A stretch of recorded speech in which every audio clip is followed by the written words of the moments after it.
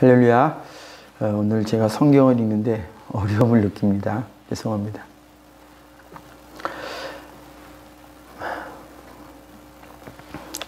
자, 오늘 읽은 말씀을 가지고 하나님의 나라가 어떻게 이루어지는가 하는 관점으로 우리 말씀을 함께 듣도록 합니다.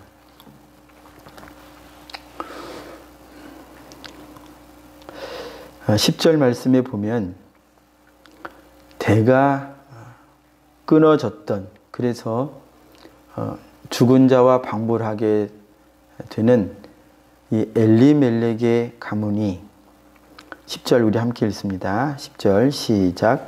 또 말론의 아내 모압 여인 룻을 사서 나의 아내로 맞이하고 그 죽은 자의 기업을 그의 이름으로 세워 그의 이름이 그의 형제 중과 그곳 성문에서 끊어지지 아니하게 하며 너희가 오늘 증인이 되었느니라 하니. 이렇게 죽은 자의 기업이 생명을 얻어서 산자의 기업으로 되었습니다. 룻기 전체적인 내용을 보면 이렇게 죽은 자가 되었던 것이 산자로 되는 거예요. 이것은 회복하게 하시는, 죽은 자를 산자로 만드시는, 멸망의 이름을 생명의 이름으로, 지옥의 자녀를 하나님의 자녀로, 어둠을 빛으로 바꾸시는 주님의 역사로 말미암아 되는 것이죠. 그래서 하나님 나라에서 없는 그냥 아무개와 같은 우리들을요, 하나님께서 예수 그리스도를 통해서, 그래서 예수님이 아버지의 명령대로 이 땅 가운데 역사하여 주셔서 당신의 백성들을 불러내시는 거예요. 보아스가 엘리멜렉 가문에 이 죽은 이름이 되는 엘리멜렉, 이 이름을 나오미를 통해서, 룻을 통해서 산 이름으로 바꾸죠. 보아스는 하나님의 말씀을 지키기 위하여, 하나님의 뜻, 그분을 기쁘시게 하기 위하여 자기의 재산의 금전적인 손해를 감수합니다. 앞서 권리가 있었던 자는 자기의 손해를 감당하지 않으려고 했죠. 그래서 이것이 보아스에게 왔고, 보아스는 룻에게 또 나오미를 살리기 위해서 재산을, 그 이름 엘리멜렉의 가문이 세워지게 하는 일에 자기 재산이 이렇게 분할되어 가야 되는데 그걸 감수하는 것. 그렇게 하나님의 기뻐하시는 것, 가문이, 이름이 사라지는 것을 원치 않으신다 하는 하나님의 마음을 기쁘시게 하기 위하여 보아스는 순종했어요. 룻도 보아스에게, 나오미에게 순종했어요. 나오미도 하나님이 자기 백성을 먹이신다, 하나님의 살리시는 그 흐름에 자기를 순종했어요. 하나님 나라는요, 이렇게 순종하는 자들의 순종을 통해서 이어져 가는 거예요. 죽은 자가 사는 자가 되는 거예요. 누구 때문에요? 순종하는 자예요.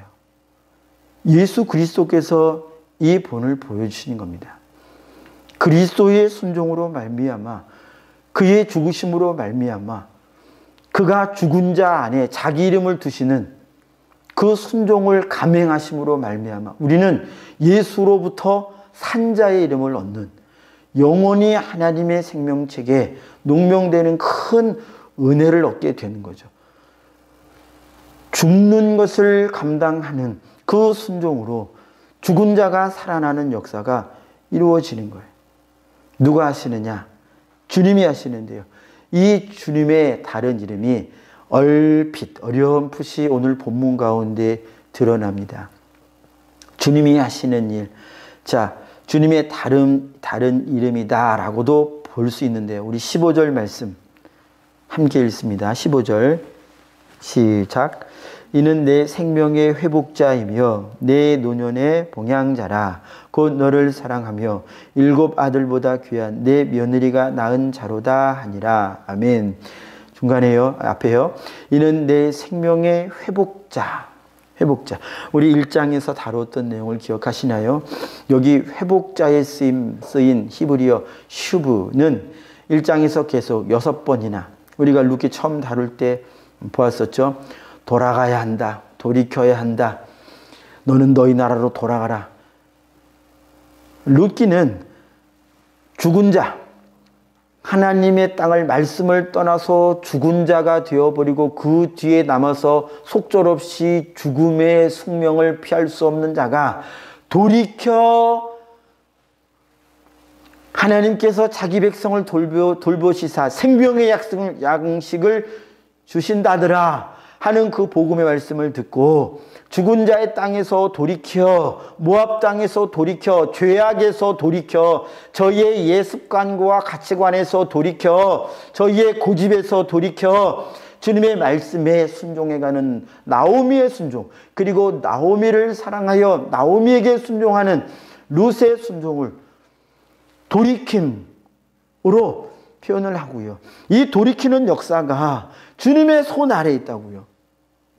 우리는 표면적으로 나오미가 돌이키는 것을 보지만 우리는 표면적으로 내가 신앙 고백을 하고 내가 믿는 것을 봅니다. 우리는 표면적으로 내가 복음을 전할 때 그 복음 들은 자가 자기 입으로 예수를 주라 시인하는, 표면적으로 우리는 그걸 봐요. 그러나 구원은 하나님께 속해 있다고. 지금 저희가 읽은 15절에서 회복자, 회복하게 하시는 이의 역사가 없으면 가뭄이 있는 땅, 거기에 생명을 불어넣어 주시는 광야인 땅, 거기에 길을 내시며 거기에 강을 내시는 이의 역사가 없으면 광야는 다시금 오아시스로 말미암아 생명이 용솟음치는, 생명이 솟아나는 땅으로 될 수가 없는 거예요. 우리는 그 땅 가서 먹어요. 그래서 우리가 살아요. 그러나 그 땅을 그렇게 만드시는 이는 따로 계시다는 거예요. 그분이 주님이시라고 하는 거예요. 주님이 바로 죄 가운데에 사망의 땅에 매여 있어서 복음을 듣지 못하고 하나님의 길을 떠나 있어서 자기 길대로 자기 맘대로 가는 이들에게 들려주시는 거예요. 자꾸 보도록 해주시는 거예요. 누구를 통해서?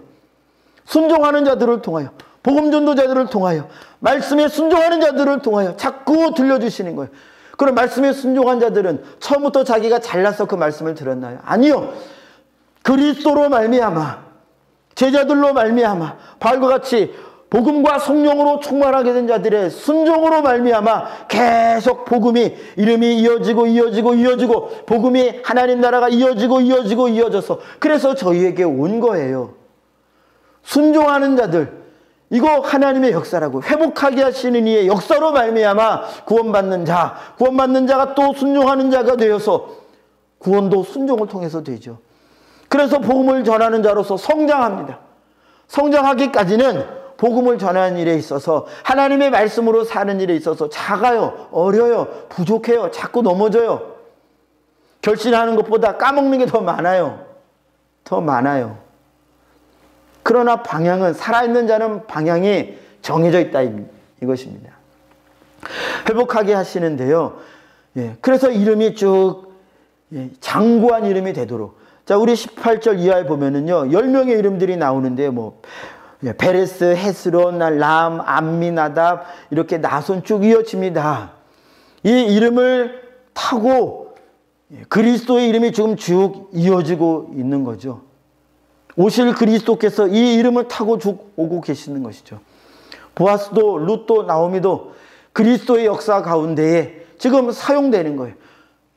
온 인류를 회복하게 하시고자 하시는 주님의 역사에 쓰임 받는데요. 주도자는 누구냐? 언제나 저희가 잊지 말아야 할 것이, 이 주도자, 주권자, 주인이 주님이시라고 하는 것을 우린 잊어서는 안 돼요. 왜냐? 주님이 모든 것의 주인이고 주님이 모든 것의 주관자, 주권자라고 하는 사실을 잊으면 우리는 금방 교만하게 됩니다. 그 즉시로 교만인 거예요. 그래서 내가 잘해서 내가 잘나서, 내가 순종해서, 내가 해서, 내가 이만큼 하니까 교회가, 내가 이만큼 하니까 하나님 나라의 일이 이렇게 되는 거예요. 저 여러분들이 겉으로는 하는 것처럼 보여도요, 아니라고요. 우리 15절 다시 눈으로 볼까요?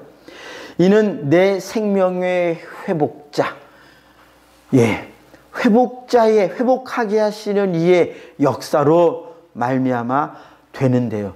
자, 한번 우리 생각해 보죠. 우리가 예수 믿는 사람들은요, 회복해 가는 사람들이에요. 회복해 가는 사람들이에요. 돌이켜 가는 사람들이에요. 이 말은 회복이 필요한 어떤 상태가 지금 이 세상의 상태, 우리가 예수 믿기 전의 상태예요. 회복이 필요한.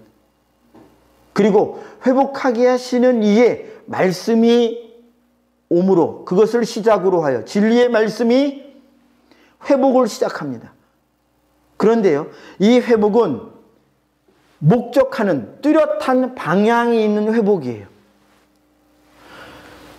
저희가 국가가 다르고, 뭐 성별이 다르고, 자라나는 환경이 다르고, 자라오는 시대가 달라도요, 복음은 전부 말씀을 들은 자를 어느 지점을 향하여 회복시켜 가는 거예요.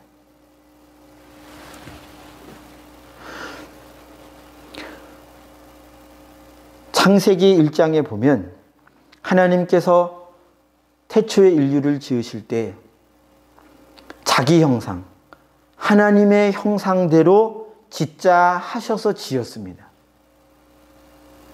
그런데 고린도후서 4장 4절에 누가 고린도후서 4장 4절 말씀 좀 읽어주시면 감사하겠습니다. 우리 사모님이 좀 크게 읽어주시면 감사하겠습니다. 고린도후서 4장 4절.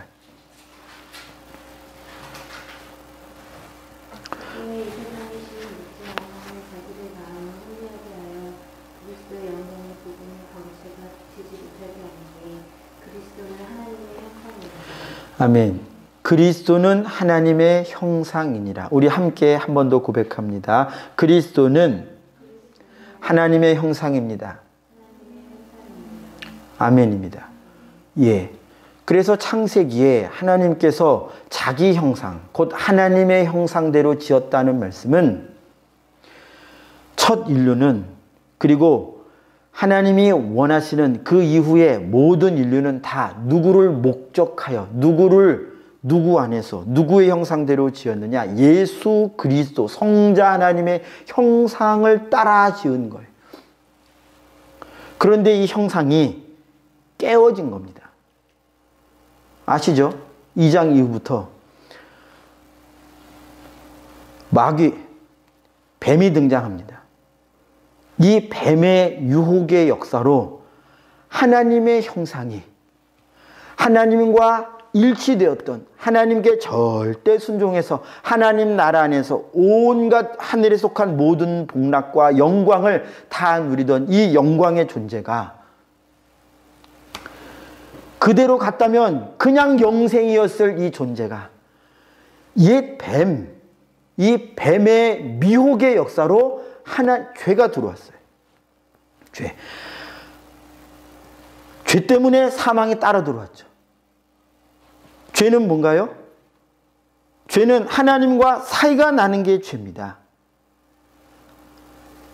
하나님과 하나였던, 하나님의 말씀에 순종했던, 다른 말로 하면 하나님과 하나였던, 하나님과 늘 같은 뜻을 품었던 그런 존재가 뱀의 역사로, 마귀의 역사로, 사탄의 역사로 이제 하나님과 다른 마음, 다른 생각, 다른 사상, 다른 가치관, 다른 길을 가기 시작했다는 거예요. 즉 자기 길, 하나님과 다른 자기 길이 생겼어요. 자기 길. 그래서 성경은 어떤 길은 사람이 보기에 바르지만 그 끝은 필경은 사망이다라고 말씀하신 이유가, 우리 눈으로 볼 때, 인간의 눈으로 볼 때 아무리 도덕적이고 아무리 위대하고 아무리 반듯해 보여도 그게 하나님으로부터 온 그 말씀으로 된 길, 말씀으로 난 삶, 말씀을 따라가고 있는 사상이 아닌 것은요, 반드시 그 끝에는 없어요. 허무함이 없는 거예요. 낭떠러지 같이 없어요.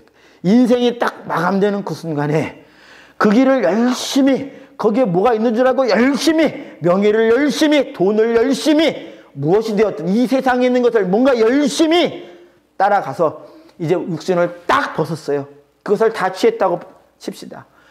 억만금을 가지고요, 뭐 어마어마한 건강을 가졌어도 결국 죽어요. 한 번 죽는 것은 사람에게 정한 것이기 때문에 다 죽어요. 죽을 때 그때 내가 온 노력과 온 힘을 다해서 경주해서 내가 가졌다라고 말하는 그것은요, 내가 육신을 딱 벗는 그 순간에 싹 다 사라진다고요. 없어요. 없어요. 이게 타락한 인간이 이런 삶을 살도록 마귀가 우리에게 하나님이 말씀하신 길이 아닌 길을 가도록 한 결과입니다. 이게 바로 죄예요, 죄. 죄의 결과는 하나님과의 단절입니다. 죄는 하나님과의 단절이에요. 죄의 두께는 하나님과의 거리예요.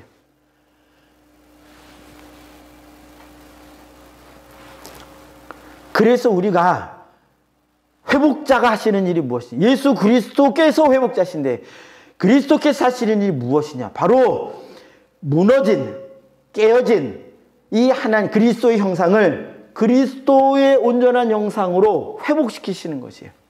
자, 볼까요? 우리가 전에도 봅니다만 로마서 다시 한번 찾아가 볼게요. 8장. 우리가 가야 할 우리 이 땅에 사는 삶의 목적지가 바로 예수님이라고 하는 사실이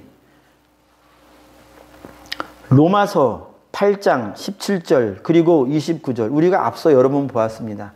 이후로도 볼 수 있겠죠. 너무 중요한 말씀이에요. 저 여러분들의 비전은 이분이 돼야 한다는 거예요. 자, 17절 우리 함께 읽습니다. 로마서 8장 17절 시작.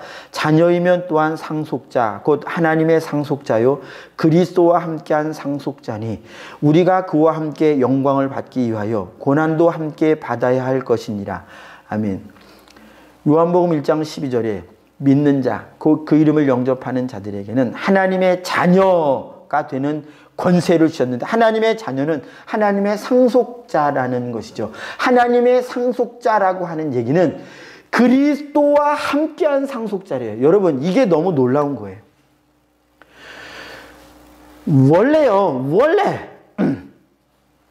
원래 하나님의 친아들은 예수, 우리가 예수라고 부른 성자 하나님 뿐이에요. 그분은 어떤 지위를 가지셨느냐? 하나님과 동등되다라고 하는 걸 탈취라고 여기지 않으실 수 있는 분이에요. 하나님과 동등하신 분이에요. 그의 영광과 그의 사랑과 그의 자비와 그의 권세를 다 가진 분이에요. 이게 독생하신 하나님, 성자 하나님의 영광입니다. 그런데요, 로마서 8장 17절에서 성령이 말씀하시기를 우리 인간을 아담 이후로부터 이렇게 하나님을 떠나 내 마음대로, 내 뜻대로, 내 감정대로, 내가 원하는 대로, 내가 배워왔던 것을 옳은 것인 줄로 알고 내 이 뇌 속에 있는 이 논리 구조를 옳은 거 절대화시키면서 자기가 하나님 자리에 올랐던 이 자들을 어떻게 하신다고요? 그분과 같은 반열에 올리신다는 거예요. 다시 눈으로 보아주세요. 상속자 곧 하나님의 상속자요 그리스도와 함께한 상속자, 그리스도와 같은 반열에 두시겠다는 거예요. 여러분, 이게 이해가 됩니까? 이게 믿어지세요? 믿어지시길 바라요. 저 여러분들 믿기를 바랍니다. 하나님이요 우리를 구원하실 때는요 지옥에서 건지고 끝, 천국에서 살자 끝이 아니에요. 이 수준이 아니라 건지셨을 때는요 방향이 있는 거예요. 하나님이 이 건진 하나님의 자녀들 교회를 어느 방향으로 이제 끌고 가시겠다, 만들어내시겠다라고 하는 뚜렷한 청사진을 제시하신 거예요. 구원받은 자는 궁극적으로 그가 도달해야 할 인격적으로 뭐 능력에 있어서, 성품에 있어서, 하는 행동 거지에 있어서 누구처럼 하나님이 만드시고자 하셨느냐라고 성경에 선포하셨냐면 성령께서 말씀하시기를 예수님처럼 만드시려고 하신다. 이게 하나님의 계획이다 하시는 거예요. 자, 다시 우리 29절 볼까요? 로마서 8장 29절. 함께 읽습니다. 시작. 하나님이 미리 아신 자들을 또한 그 아들의 형상을 본받게 하기 위하여 미리 정하셨으니 아멘. 분명히 태초부터 계신 그분이 태초부터 아시고 예정하신 바가 구원하시는 사람들에 대하여, 구원하시는 상속자들에 대하여 무엇을 예비하셨다고요? 아들의 형상을 본받도록 예비하셨다고요. 정하셨다고요. 미리 정하셨댔잖아요.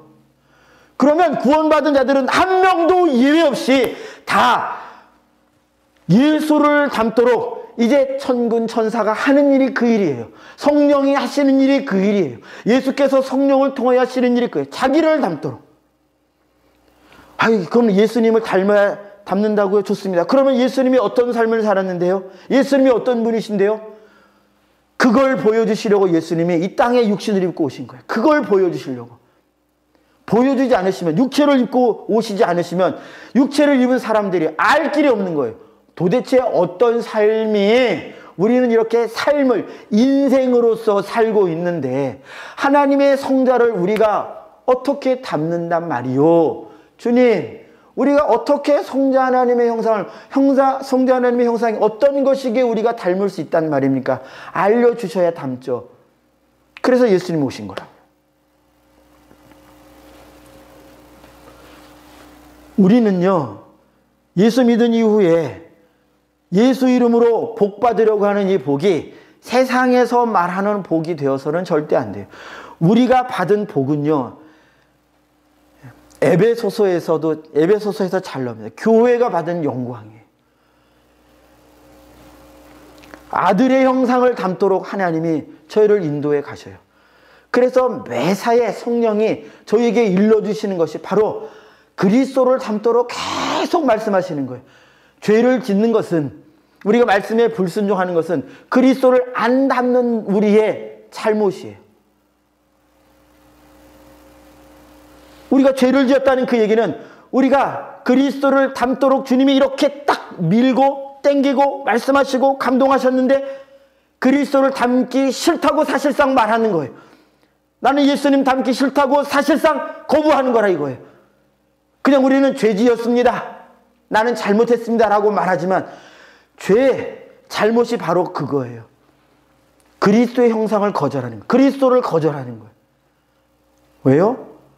말씀의 방향은 그리스도를 향하고 있기 때문에, 말씀은 그리스도 자체이기 때문에 말씀을 거절하는 것이 그리스도를 거절하는 거예요. 그래서 교회는요, 이 교회는 그리스도의 형상을 이루어 가는데요, 아까 우리가 잠깐 다루었습니다. 자, 구원받아서 회복되어져야 하는 이 많이 깨어져 있는, 우리가 너무 많이 깨어져 있어서 우리 스스로의 지각으로는요, 우리 스스로의 판단으로는 도대체 내 성품에, 내 성격에 어디가 주님과 어떻게 다른가를 몰라요. 전혀. 오직 성경을 읽을 때만 알 수 있어요. 성경을 읽고 특별히 성령이 깨닫게 해주셔야만 나와 그리스도의 모습이 비교가 되는 거예요. 대비가 돼요. 그리고 이 차이가 바로 죄라는 것을 아는 거예요. 이 차이를 깨달을 때 우리가 받은 것이 무엇입니까? 예수의 피예요. 그래서 지금 당장 예수를 닮고 있지 못해도, 닮아 있지 못하고 이만큼 다른 삶을 살았을 때 주님이 이 갭을, 이 차이를 순식간에 하나로 만들어 주시는 게 무엇이냐? 바로 예수의 피의 공로예요. 용서라는 것입니다. 용서. 너가 나하고 이렇게 달라도 너가 인정하냐? 네, 예수님, 네, 아버지, 제가 이렇게 죄를 지었네요. 제가 이렇게 내 마음대로, 이렇게 내 뜻대로, 내 멋대로 생겨먹었네요. 나라고 하는 존재는 성경을 볼 때 주님이 이렇게 사시고 이러신 분인데, 하나님은 이런 분이신데, 예수님은 이런 분이신데 나는 이런 존재네요. 깨닫는 만큼 주님 앞에 주님 잘못했습니다. 그때 주님이 용서해 주시는 거예요. 이게 바로 아직 내가 삶 가운데서 뚜렷한 결실이 없음에도 불구하고, 예수 닮은 결실이 없음에도 불구하고 주님과 하나가 될 수 있는 근거예요. 예수의 피. 주님이 그래서 빛 가운데 거하는 자들이 예수의 피로 깨끗하게 된다고 하신 거예요. 주님의 말씀을 따라가지 않는 자들은요, 예수의 피를 의지하지도 않기 때문에 예수의 피로 깨끗하게 될 일도 없어요. 자기가 얼마나 하나님과 떨어져 있는 존재, 얼마나 마귀를 닮아 있는 존재인지 전혀 깨닫지 못해요. 자기의 말하는 바가 얼마나 마귀적인지, 자기의 사상이 얼마나 마귀적인지 모른다 이거예요. 그냥 나는 나라는 거예요. 나는 나예요. 아니에요. 나는 나라고 말하는 그것이 마귀적이에요.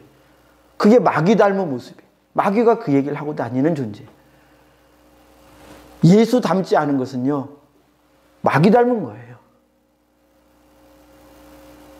극단적인 비유라고 생각하실지 모르겠습니다만, 그런 말이라고 생각할지 모르겠습니다만 사실입니다. 제가 조금 전에 앞서 말씀드린 것처럼 사람은 원래 하나님의 형상대로 지어졌었다고요. 그리고 마귀가 거기에서 빼냈다고요. 자, 요한계시록 12장 9절 우리 예람이가 한번 크게 읽어봐 주시겠어요? 요한계시록 12장 9절. 이렇게 시켰다고 다음에 또 안 나오려고 그러려나? 그러지 말고 오늘 이렇게 선생님 말씀에 순종해서 나와준 거 감사해요. 요한계시록 12장 9절 한번 크게 읽어봐 주세요. 요한계시록 12장 9절.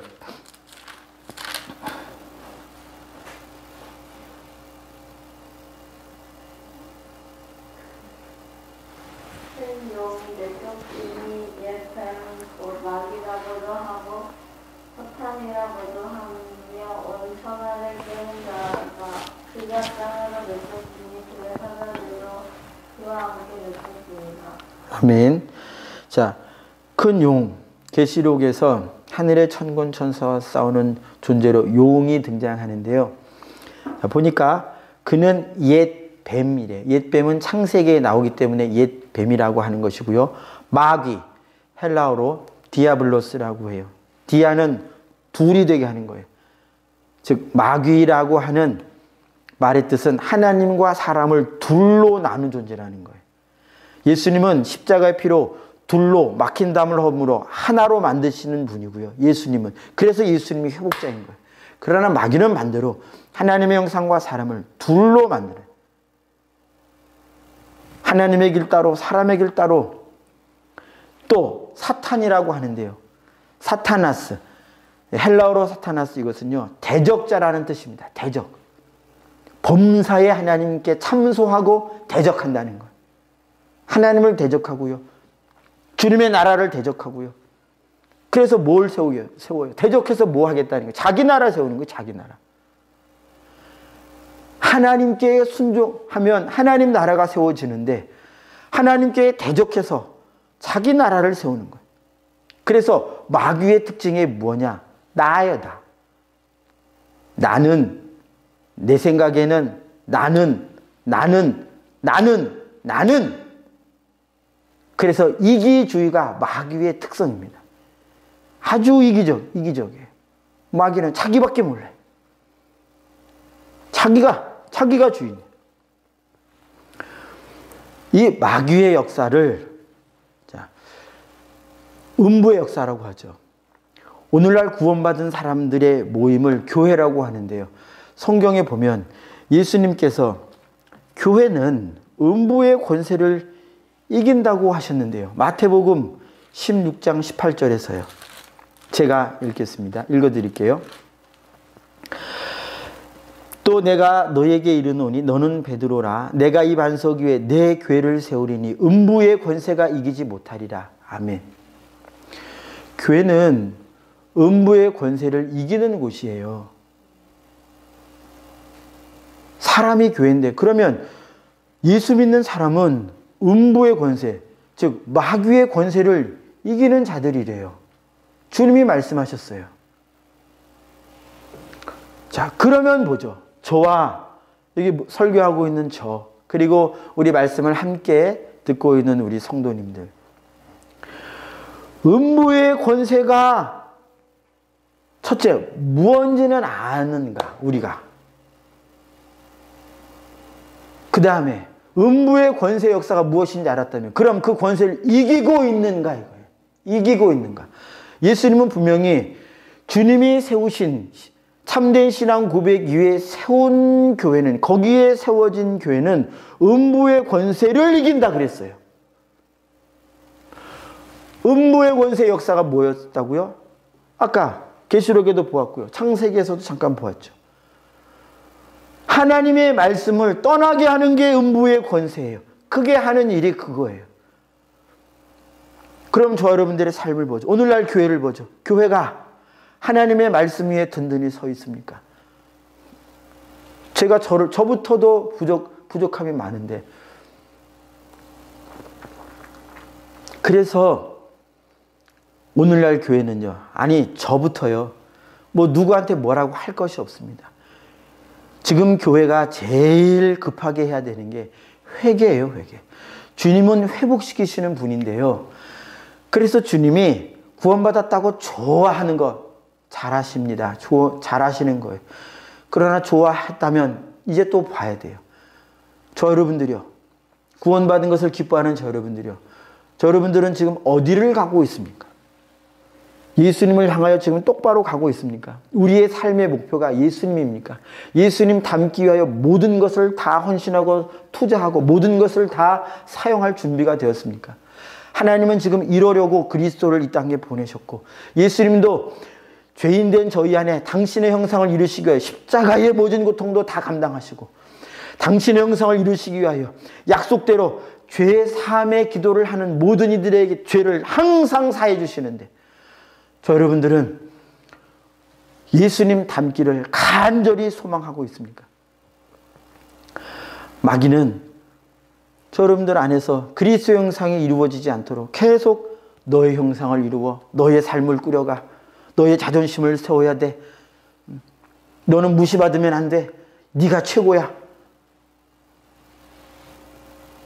굉장히 이기적인 존재로 만들어 가요.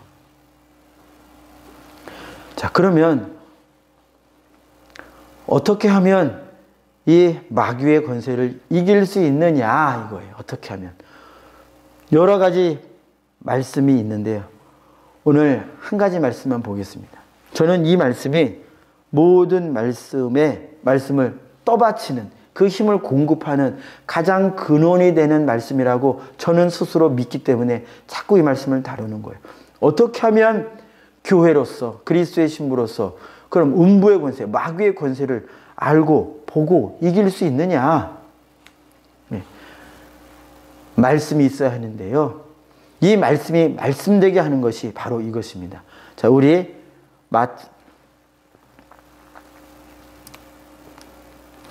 누가복음 22장, 누가복음 22장 찾아가 보겠습니다. 누가복음 22장 40절과 46절. 누가복음 22장 40절과 46절. 이번에는 우리 간사님께 부탁을 드려도 될까요? 40절과 46절이요. 유혹에 빠지지 않게 기도하라. 46절이요. 아멘. 어찌하여 자느냐? 시험에 들지 않게 일어나 기도하라. 아멘. 자, 40절과 46절에 이 미혹하는 자, 계시록 12장 9절에서 이 옛 뱀, 마귀라고도 하고 사탄이라고도 하는 자는 천하를 꿰는 자, 천하를 미혹하는 자예요. 그런데 미혹되지 않는 것에 대하여 주님이 말씀하셨습니다. 이 상황은 예수님께서 겟세마네 마지막 최후의 미혹을 앞에 두고, 최후 전쟁을 앞에 두고 육신을 입고 계시는 동안에 가지신 이 전쟁을 앞두고 제자들에게 정말로 절박한 마음으로 전해주신 하나님의 진리인데요. 어떻게 해야 마귀의 유혹에, 하나님의 말씀으로부터 벗어나고자 하는 이 유혹에 빠지지 않을 수 있느냐? 바로 기도라는 거예요. 기도.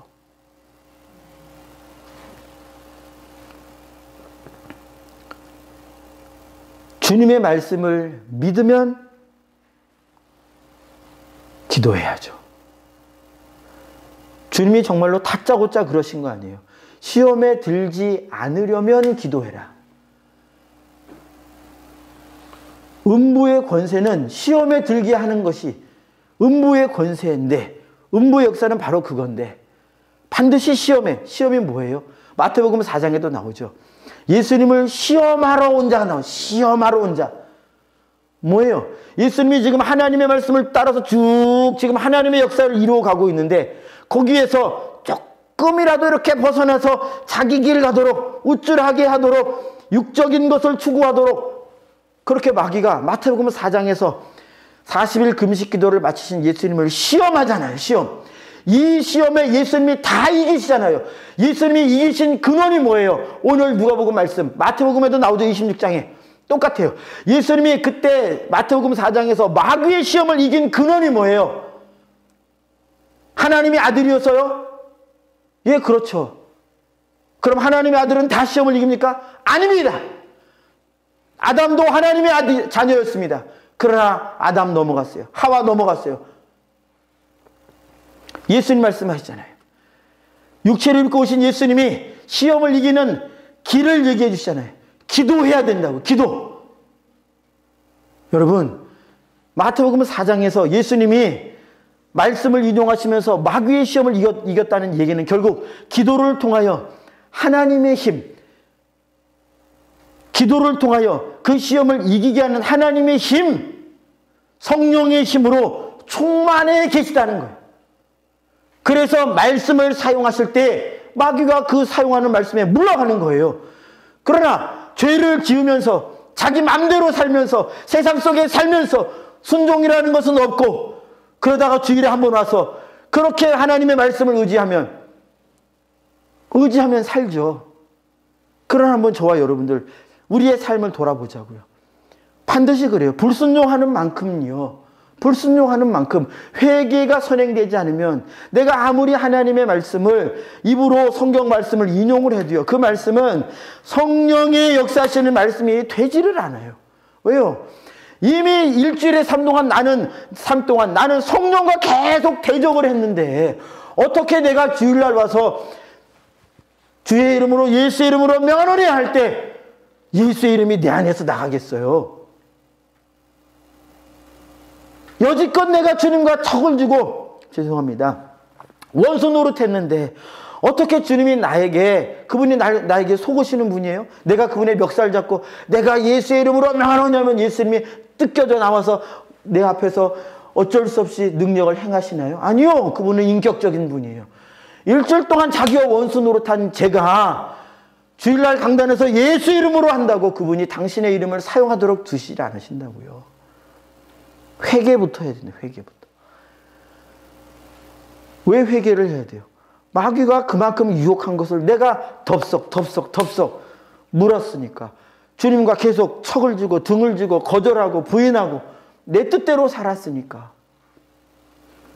기도의 응답이 없을 수밖에, 능력이 없을 수밖에. 그래서 저와 여러분들이요, 기도 자꾸 해야 됩니다. 기도 많이 해야 됩니다. 기도 가운데 회개 많이 해야 됩니다. 회개해야 됩니다. 계속 회개할 것을 찾아야 돼요.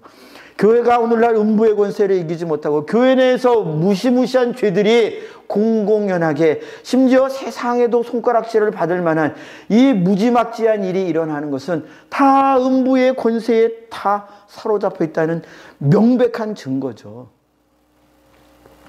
누가 부인하겠어요? 그래서 저도 우리 성도님들도 회개하자는 것입니다. 기도 많이 하자는 거예요. 주님이 말씀하셨잖아요.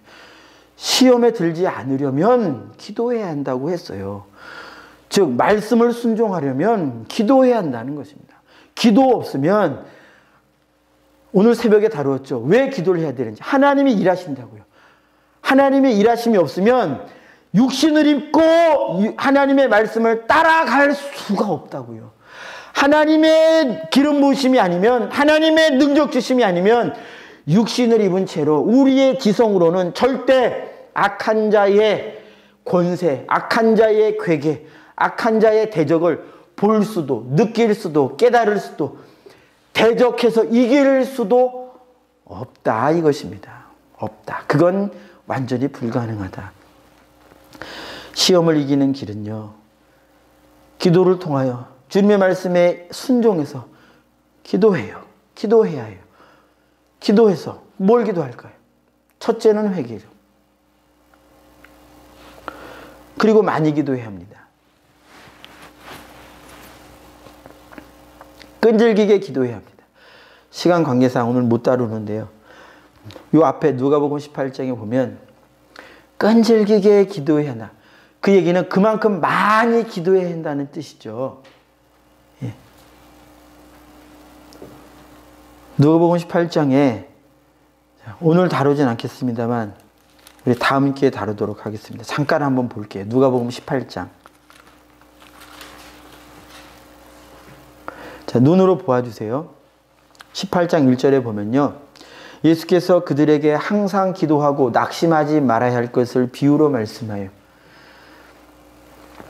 자, 여기에 그냥 쉽게 지나칠 수 있는 표현이 반복해서 나오는데요. 3절에 보시면요, 내 원수에 대한 나의 원한을 풀어주소서. 5절에 보면요, 이 과부가 나를 번거롭게 하니 내가 그 원한을 풀어주리라. 7절에 보면요, 하물며 하나님께서 그 밤낮 부르짖는 택하신 자들의 원한을 풀어주지 아니하시겠느냐. 8절에 보면요, 속히 그 원한을 풀어주시리라. 저를 보아주세요. 자, 기도를 말씀하실 때 지금 비유를 들어주셨는데요. 아니, 과부가 뭐 때문에 기도하냐면 원한 때문이래, 원한.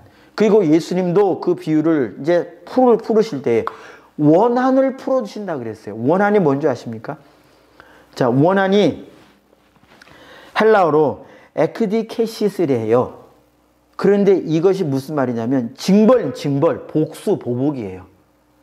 여러분, 우리가 마태복음 5장 이하를 통해서 보았죠. 하나님의 자녀는 사람들에게 대하여 원수를 갚으면 안 된다. 원수까지도 사랑해야 한다라고 예수님 분명히 말씀하셨는데 어떻게 누가복음 18장에서 원한을 갚아주실 것이다, 복수를 하도록 하실 것이다 하였느냐. 이걸 우리가 이제 다음 기회에 볼 것이라는 거죠. 왜 이 표현을 쓰셨는지. 이게 오늘날 교회가 음부의 권세를 이기는 것과 깊은 관련이 있어요. 시간이 많이 지났으므로 말씀을 마무리하겠습니다. 자, 그래서요, 이제 룻기서에 죽은 자를 살리는 것이 회복, 이것이 하나님의 역사인데 우리 새벽에 보았습니다. 이 하나님의 역사는 누구를 통하여 이루어지느냐? 기도하는 자들을 통하여 이루어져요. 주님이 명하셨습니다. 기도하라고. 주님이 약속의 말씀을 주시고 약속의 말씀대로 해주세요라고, 기도해라라고 말씀하셨어요. 그래서 오늘 로마서 8장 제가 읽진 않았습니다만, 그래서 성령도 말할 수 없는 탄식으로 믿는 자들 안에서 기도하시는 거예요. 그리스도 형상을 이루도록 온갖 것 가운데서 기도하게 하시는 거예요. 그리고 누가복음 오늘 22장에 읽은 것처럼 미혹, 시험, 죄 짓는 것, 하나님과 분리되는 것, 그리스도 형상을 잃어버린 것, 뭘 어떻게 잃어버렸는지도 모르는 것, 이것을 알게 하고 깨닫게 하고 원하게 하고 추구하게 하고 힘쓰게 하는 이 하나님의 역사는 기도를 통해서 온다고요. 여러분, 기도해야 합니다. 저 여러분들 기도해야 합니다. 기도하지 않으면요, 그리스도가 사랑스럽지 않아요. 기도하지 않으면 원수를 사랑은커녕 사랑하려고 하는 생각도 안 들어요. 기도하지 않으면요, 하나님의 말씀을 읽어야 한다는 생각도 순식간에 차버릴 수 있어요. 온갖 핑계가 내 안에 가득 나의 걸음을 인도하는 것이 되고요. 하나님의 말씀은 기도하지 않으면 내 삶을 인도하지 못하셔요. 기도해야 합니다. 기도해야 주님이 일하신다고 하셨잖아요. 기도하겠습니다.